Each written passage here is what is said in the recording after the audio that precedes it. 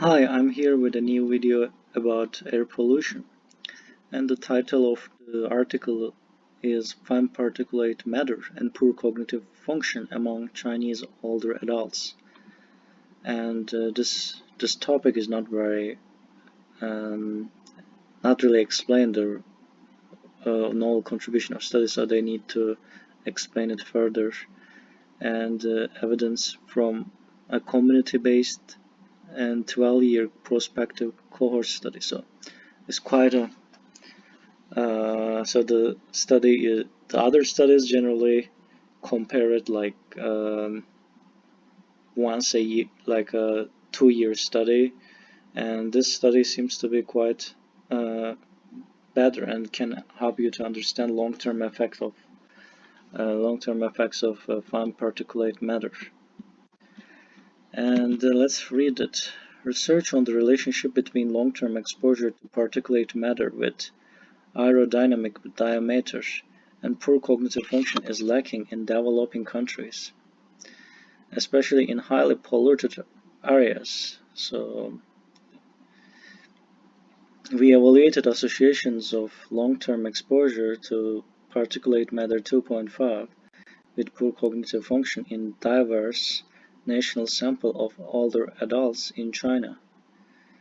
So, and also it's important to know they're older adults, they're not like young, so you can hypothesize whether they're more sensitive or less sensitive to air pollution.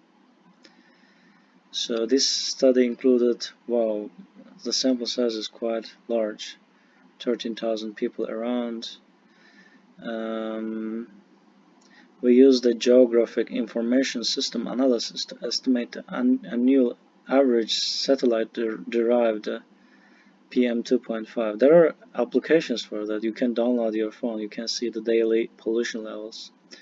You can basically look at the sky, but looking at the sky doesn't always help you to understand it. So, poor cognitive function was defined as a score of less than 18.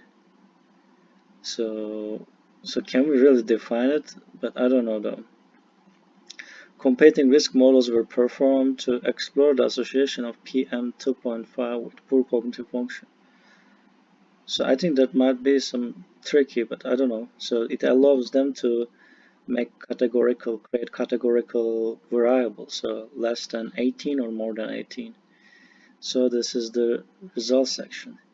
Each increase in PM 2.5 was associated with 5.1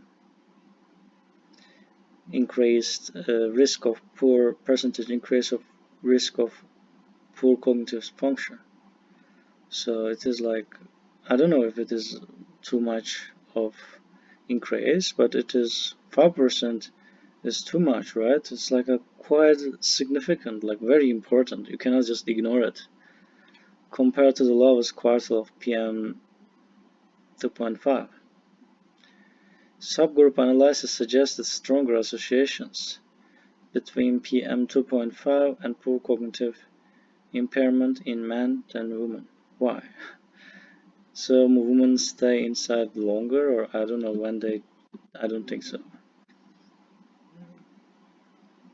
The association was positive in the 65 to 89 years and more than, is there any more than 100-year age group? That's strange. I think they shouldn't include more than 100 years age group because firstly there is no such age group. Okay, you analyzed it, but there are like, I don't know anyone older than 100 years old, so this is sort of not very useful, but it can give information indeed. And PM 2.5 was identified as a risk factor for poor cognitive function. Improving our air quality may reduce the future population burden of poor cognitive function, especially areas with higher air pollution. So this is indeed a very important study because like this is 5% is quite a high number, and it's hard to find. Like in psychology they investigate things and that they find very small association or correlation, and then they just come come up with a new article and they claim that their study is novel, but this is quite a yeah, problematic, so better be careful. Anyway, thanks for watching this video, and if you're interested in, you can find this article. And so these are the authors. I think they're from China, or I don't know, from Asian countries. It's not important, and see you. Bye bye.